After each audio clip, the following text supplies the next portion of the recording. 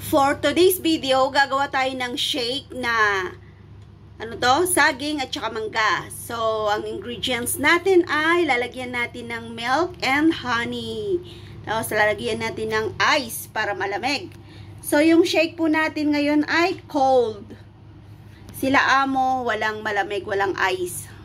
So, yung akin, gagawan ko ng content. So, start na natin. Ang una nating gagawin, babalatan natin yung ating saging. Buksan natin to. Yan, balatan natin to. Tanggalin natin yung balat.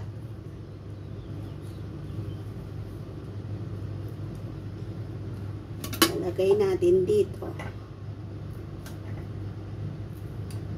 Isang saging lang po yung naiwan. So, isang saging lang yung ilalagay ko. Tapos, 3 mangga.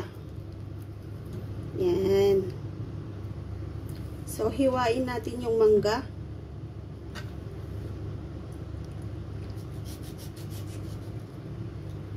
Tapos, mamaya, spoonin natin para matanggal at ating shake. Bango ng mangga.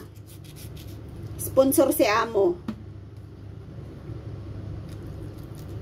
Medyo bulok na yung isang mangga natin.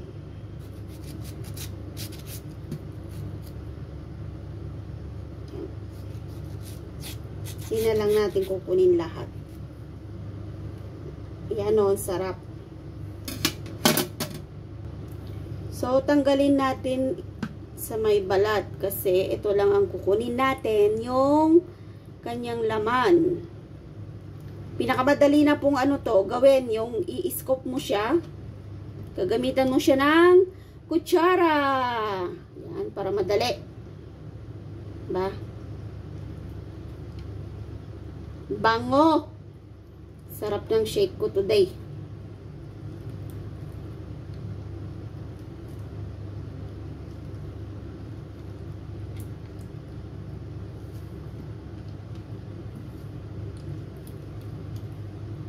Ang liliit po ng mangga dito. Kasi yung malaki mahal. So yan, okay na siya. Ilalagay na natin. So, tanggalin ko yung buto. Then, ilalagay natin dito.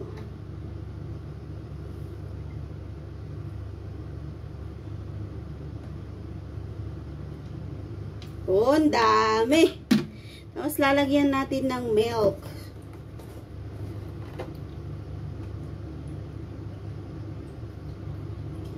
Yan.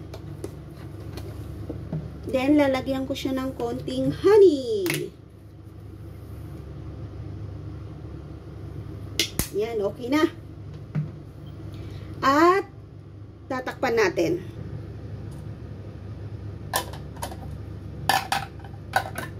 Takpan natin. And then, takpan natin ito. Press natin. Oh.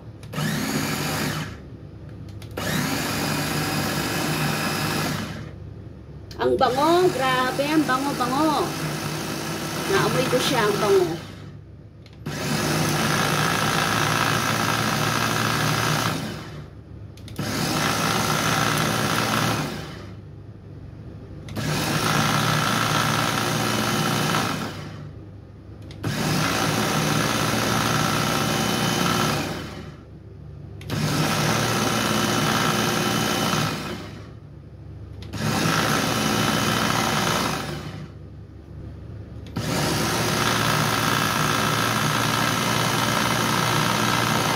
So, yan. Ready na siya.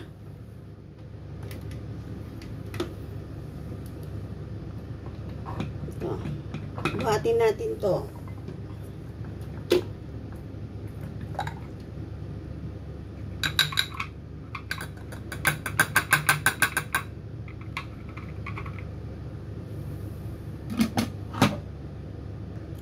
So, ang next na gagawin natin ay lalagyan natin ng yelo yung ating mga baso.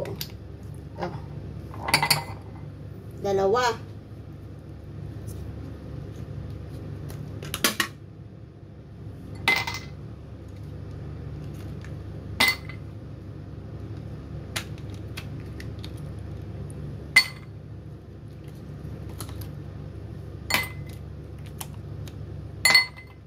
Ayaw ko pong i-direct yung yung shinake ko doon sa yellow kasi mag-iba yung lasa. Mas gusto ko ng ganito.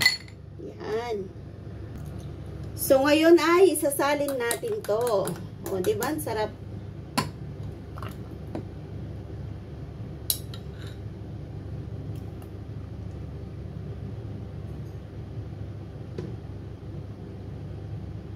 O, yan.